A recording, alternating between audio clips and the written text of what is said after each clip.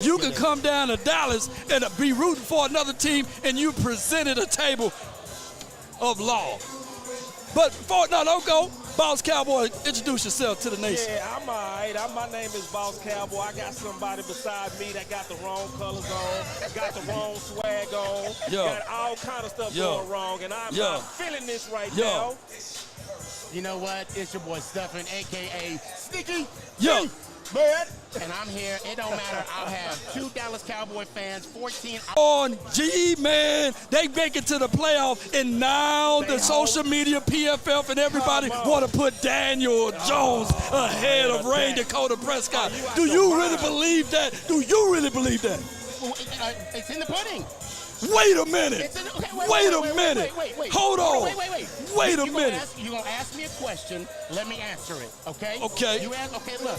First off, the owner said of the New York Giants, John Mara said it himself. Okay. When the Giants drafted Jones, he had 3 different coaches. We could ruin a career as best as we could, and that's exactly what happened before Dable. Now that Dable is in there, it's only up from here. That's all it. No, hold on. Now that Dable in there, we still sweep them boys. Did we still sweep them? Did we still sweep them? Did we bring out the brooms last year? Did we sweep y'all? First off, rude. I didn't finish. So check this out. Y'all was in the playoffs. Right. Okay? Yeah. Y'all got knocked out. Everybody wanted to fire everybody. Everybody wanted to get rid of Dak. Everybody wanted, No, that's facts. And secondly, I'm going to be honest. That's the difference between the Giants fan base and the Dallas Cowboy fan base.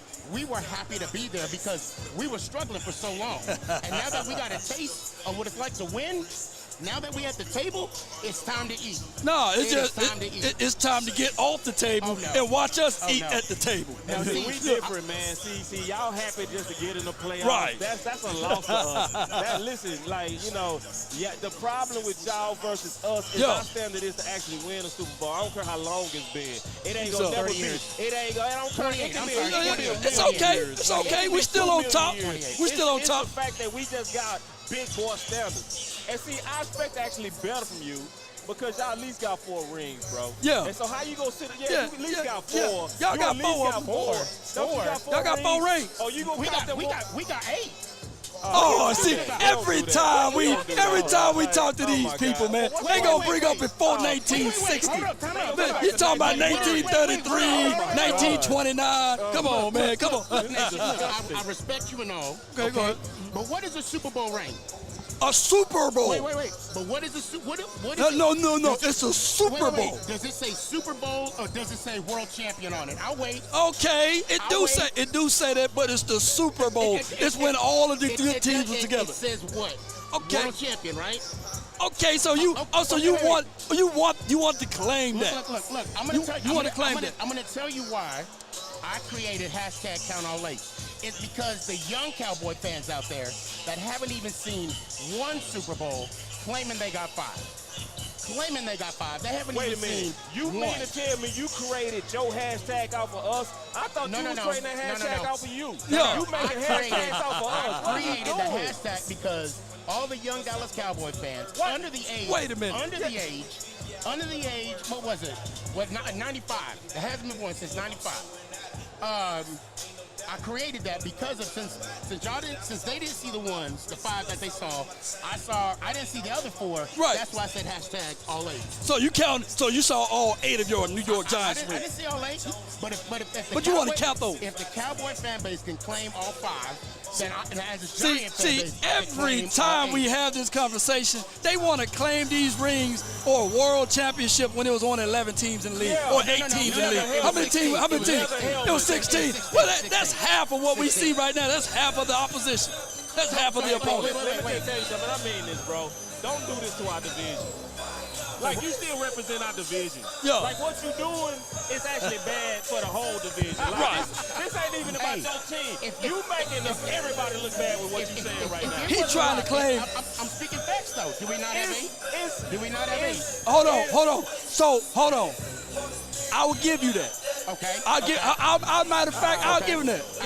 But how many Super Bowls you got? How many Super Bowls. Super. I would say we got 4 Super Bowls. There we go. That's it. That's it. That's it.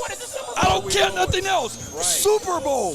Super Bowl. I will change my story. If it says Super Bowl champion, it says world champion on that ring. World champion. I can knock off every chick up in here, but she ain't no Beyonce. You know what I'm saying? Shit, come on now, come on. So we talking about this. They talking about scrub. Look, come on, bro. Hey, we don't even have that conversation. we don't have that conversation. You know. Wait. Okay.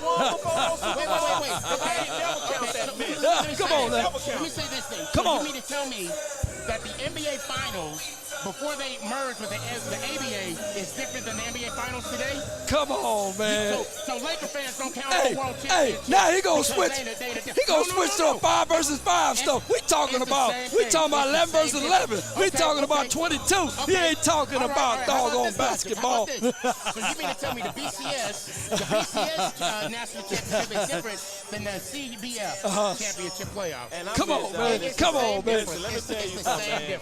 I'm honestly used to much better from you. Yeah, come on, bro. Come on, man. I saw Philly do this. Yeah. You are the first Giants that I've ever heard do this. Like, because usually, I'm going to be honest, usually you Giants dudes, y'all got more swag than this. Like y'all actually wear those 4 rings, which you should with pride. Because that's dope. To have 4 rings and knock off New England when nobody else could. Going into, like, you don't got to add that bull sugar. You don't have to do that. You don't have to do that. You got 4. And there's nothing wrong with having 4. This is wee-woo. We call this wee-woo game. You see this? Hold on. You have to respect. No, I don't. We don't have to respect nothing. The NFL history. You got to respect the NFL history. Wait a minute. Wait a minute. NFL history from day one to now. If we have 8 world championships, that's what it is. I'm not making it up. I'm in my 40s, and this is my first time hearing somebody claim it from New York. Me too. 8 rings. You know what? Michael Strahan don't even claim 8 rings. Michael Strahan don't even claim that. I guarantee you. I bet you we would. And I'll tell you what, if you ask the ownership, if you ask the players, matter of fact, players that come in the building now, they talk about the 8 championships. Man, get out of here. Of the New York Giants. I ain't doing nothing different. And if I'm speaking facts, I'm going to keep speaking it. You know what? I would have took it if you'd have said, you know what, the Cowboys, one of the greatest coaches of all time, Tom Landry, he came from that neck of the woods. I would have understood that just a little bit. I would have understood that. I would understand. See, that now you knowing the level of knowledge that I got over here with this. So I'm going to say this right now. Shout out to the Giants. But it's Cowboys world. You guys, Daniel Jones, he ain't close to Dak Prescott, by the way. Wait. Hold on a second. Let me throw some knowledge at you now. Oh, okay. Well, some knowledge at you now. You know the one thing that Daniel Jones and Dak have in common? They have yet to have an appearance in the NFC Conference Championship game. Okay, I give you that. Okay, thank you. But you know one thing that trumps Dak Prescott over Daniel Jones? What? Daniel Jones 0-6 versus Dak Prescott. But, now, how many games did Dak play this year? It don't matter. Last year, he 1-0 versus that dude over there, Daniel Jones. You know I'm going with, right? Where you going with it? Talk to me. The most interceptions. The most interceptions? Okay. Now let's talk about the Dallas Cowboys right now. Okay? They lost against San Francisco in the divisional round, right? Okay, all right, cool. And why did Kevin Moore left? Because McCarthy, he got fired, right? McCarthy threw him under the bus. He said, I need to do my thing. I need to have my role. So now I believe this year McCarthy is under the hot seat. If he does not produce by the end of the season, you guys might be looking for another coach. I mean, we got Dan Quinn still in the house, and I'm not gonna excoriate. I'm not gonna excoriate Big Mike McCarthy. Hey, he did what he did. We accept that pressure. We accept that pressure. So let me ask you this. So nobody cares about that. My question now is, so because Dan Quinn is at the helm, right, with the defense, so are you okay if McCarthy doesn't make the season or gets fired? I don't want Mike McCarthy fired. I think Mike McCarthy is a damn good coach. Right. Okay. And they made the right decision getting rid of Kellen Moore because Kellen Moore couldn't manage games. Couldn't manage it. So like our defense would have been better with an OC who know how to control the game, right? Because it was games like Green Bay, games like the Jags. Right. We should have just kept the ball on the ground. Right. And every now and then, punting is a benefit. Like Kelly Moore felt like it's not a benefit. Believe it or not. Credit on this. Yeah. They managed the hell out of games. They did. That's one thing. No. Y'all showed y'all co-hunters too, because they went for it on 4th and 1 or down at the goal line. Right. That's something. But we went for 2. Went for 2. And in the Titans game, to get our first win, to be 1-0 for the first time in 6 years. Hey, so you pretty much love that, right? But what you can clearly see, that when you had Jason Garrett over there for those 3 years or what have you, you got 2 years. 2 years. It felt like 1.5. 1.5. But when he was there, y'all was averaging 17.5 points a game, right? Yeah, y'all wasn't bottom end of the actual offensive situation. Can you imagine being stuck with that for 13 years collectively? 13 years collectively because he was offensive coordinator, then he came to head coach, what have you. You know what? I'll be honest. When Garrett came over, that was one of the moves that I did not like. I did not want to have Garrett in the Giants, on the Giants. I didn't approve of that move, but you know what? It is what it is. Right. And to be fair, when we had the coach, oh my God, his name's skipping me right now. The one before Dable. Coach Judge. Coach Judge. You know what I'm gonna tell you? He had me sold. I know, because I seen some. Shout out to my guy, Bad Dog Sports, man. Y'all be sure to check him out. Mad Dog. Pencil, I see you. Much love. Mad Dog, my bad. I call him bad, but he is bad. But I'm going to tell y'all this. He was talking about those things with the previous coach. Yeah. And I get all of that, right? And we talked about the other previous coach that y'all had over here. The best coach that y'all had was the guy that disciplined. And that's one to sue Coughlin. But a lot of y'all was running him up out of there. Now Coughlin and Parcells were the two that got us to the Super Bowl. Parcells. And also got us to the conference championship. Parcells was pretty good. Now, not necessarily we didn't run him out of there. It was just a situation where y'all was mad at the dude, man. I wasn't. I like. Well, you a real fan, probably. I like what Coughlin did, but it just sucked because it's the dynamic of the game. And we could go back. We could talk about the diminish of the running game after Brickashaw and Jacobs left. And you know how Eli, his demise happened, and this caused for us to pick Jones at number 6. I mean, it's so much to talk about with that. Well, I listen, man. I can't say this about the Giants.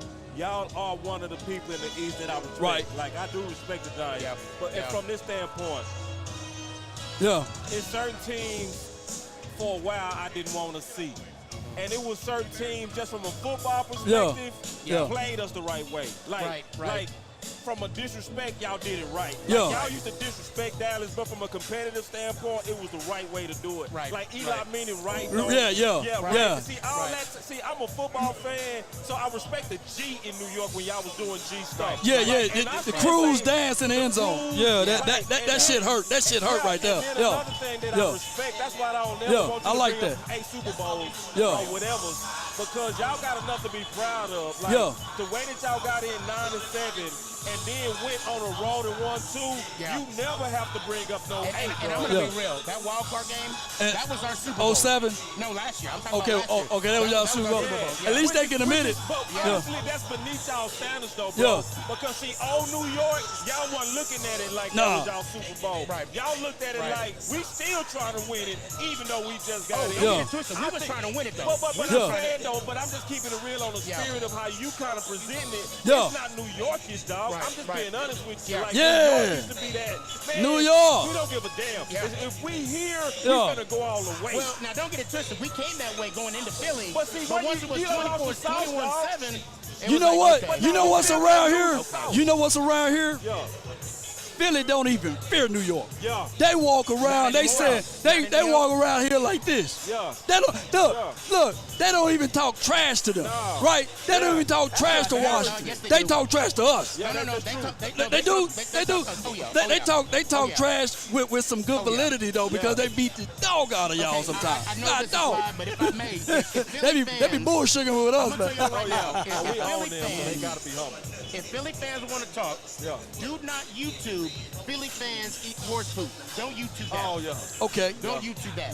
Okay. Because your life will never be the same. And if they want to talk mess, right, all you got to do is show them that tape. Okay. So when y'all going to be contenders, man? When are y'all going to be contenders? Because, see, this is the thing. This year. What y'all? Are y'all gonna pay Saquon? I think so. Okay, now the thing about Saquon, Monday, bro. Sunday. So Monday. Look, I'm gonna be real. Right now, I believe something's gonna happen before afternoon, before noon Eastern time. When it don't happen, I'm gonna start sweating. Okay. I'm gonna start sweating because what I don't want to happen is what happened with Zeke. Okay. I mean, y'all cut him, and I'm gonna be real. The way y'all did him on that last play was kind of dirty. Yeah, I mean, it's the offensive coordinator fault. Yeah, goofy.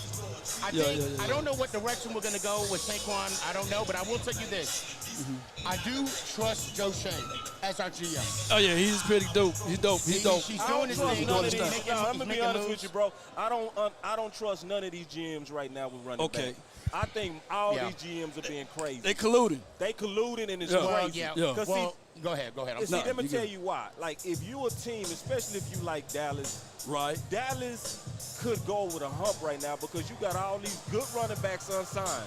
Right. So when they go into the training camp, they know they got to try to get them 17 games in to try to even get another contract in 2024. Right. Yeah. Right. So the time clock is against them, which tells you that you can get most of them at a much better price. Yeah. Right. See, that off-season big talk they was doing, they can't do right now, getting 2 weeks away from training camp. Right. So why wouldn't a team that need a running back go get?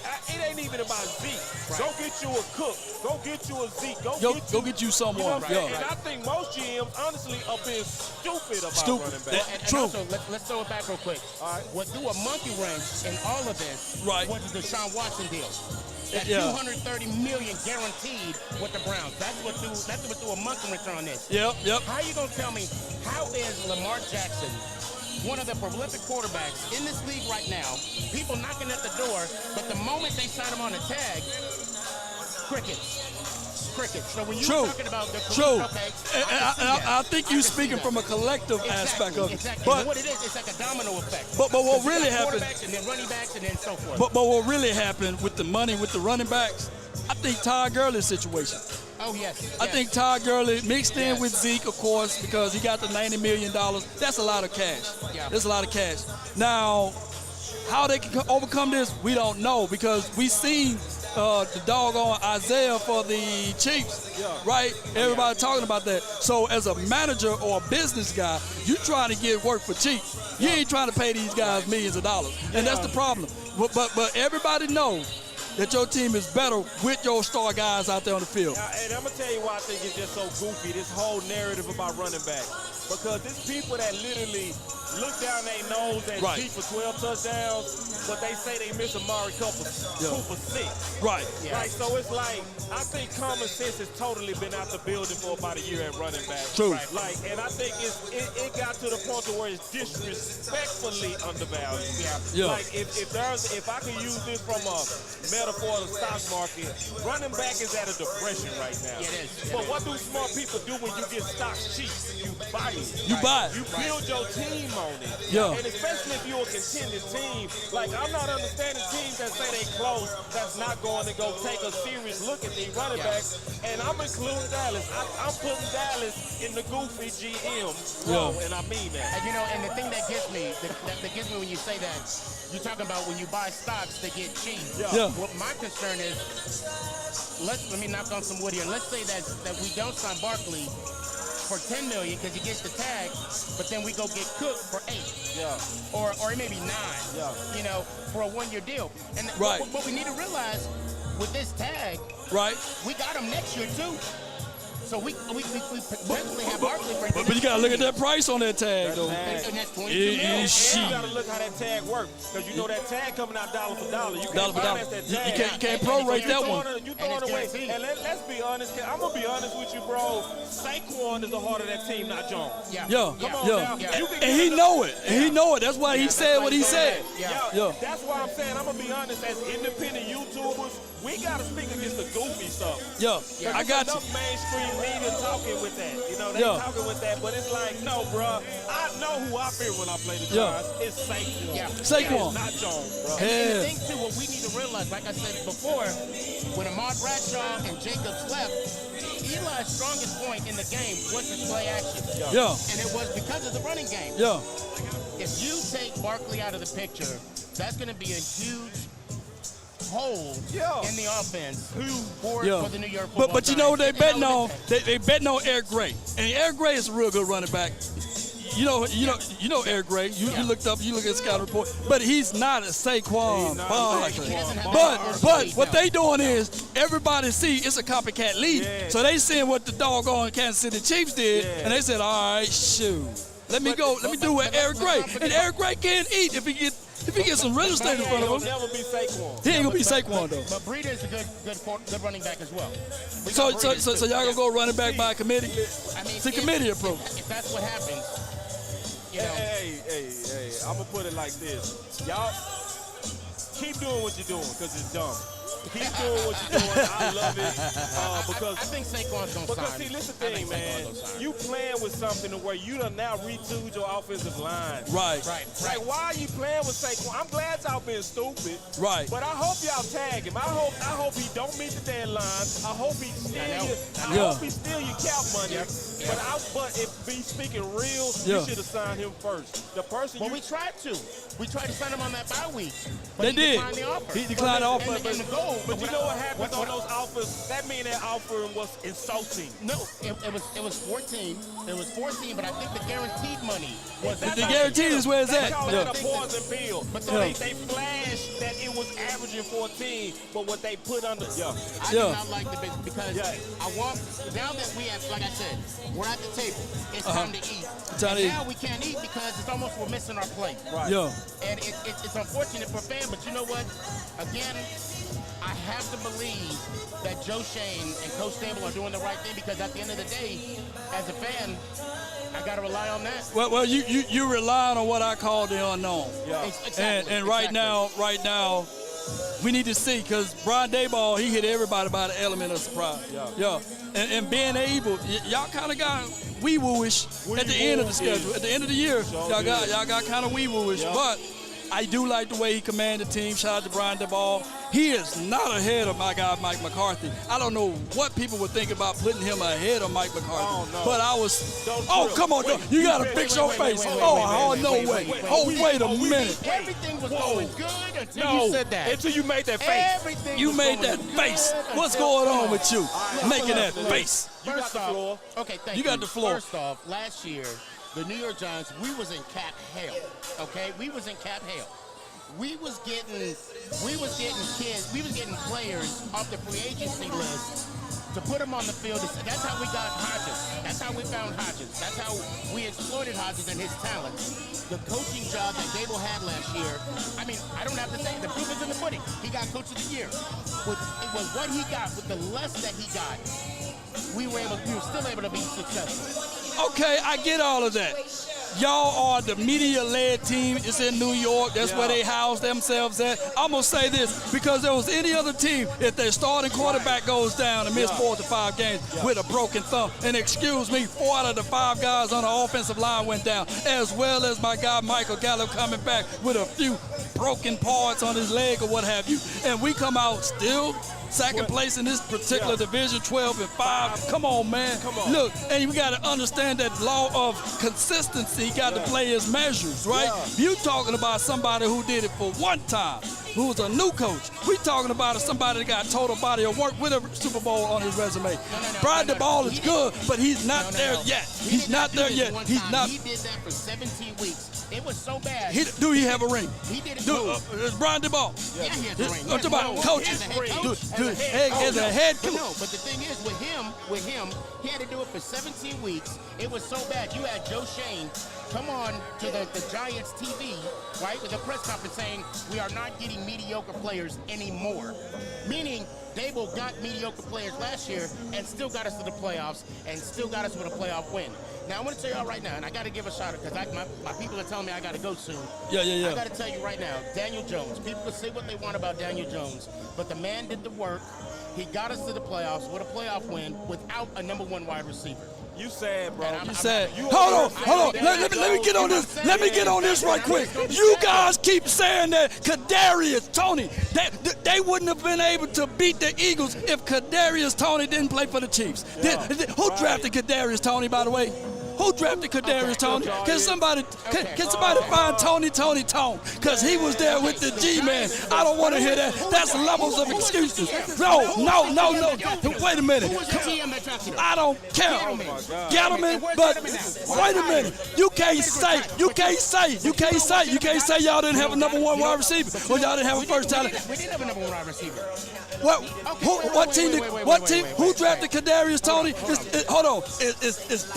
Is that the Giants' fault or Kadarius Toney's fault? And they didn't know how to use him. The Giants' fault.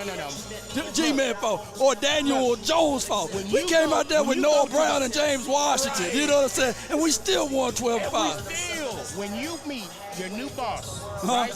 First impressions mean a lot, right?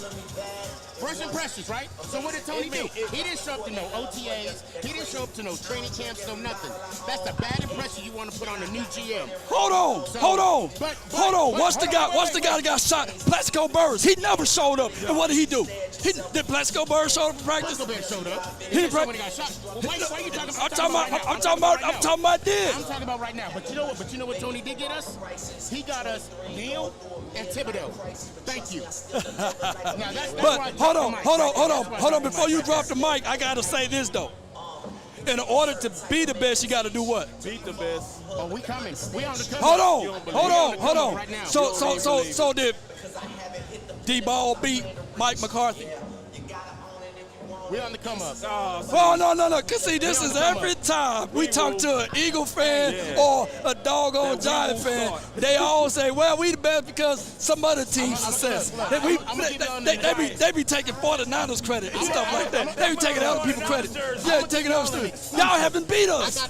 Y'all haven't beat us. Right now, I got a bet with Sam Williams right now. We just talked to him. But when the Giants come, the Dallas Cowboys AT&T Stadium, when we beat y'all, I'm getting a hat from Sam Williams. Hey, I'm getting a hat. What's the guy that made the Snow Angels? Thibodeau. Sam Williams better. Yeah. Sam Williams better than Thibodeau. To get that win. Sam Williams better than Thibodeau. But you know what? On the real, Law Nation, I appreciate you, though. Plug your channel, man. I see you doing your thing on there. Thank you for the comment, brother. It's been a pleasure. Boy, big dog. Guys, my name's Sneaky G-Man. Please follow me. You know what? Just Google me. You'll see me. Google him. Google me, dog. That boy got that status on. Just Google him, y'all. Be sure to check him out. That's my guy. Yeah. Let's go. Let's go. And before I go, let's go Giants. Oh! I'm out. You know good and well. Come on. It might be a little wet. I'm sorry. Shame. Let's go, Cowboy Nation. Appreciate y'all. Great show, great time at SportsCon. That's been our time. DC for life, not for short. Salute.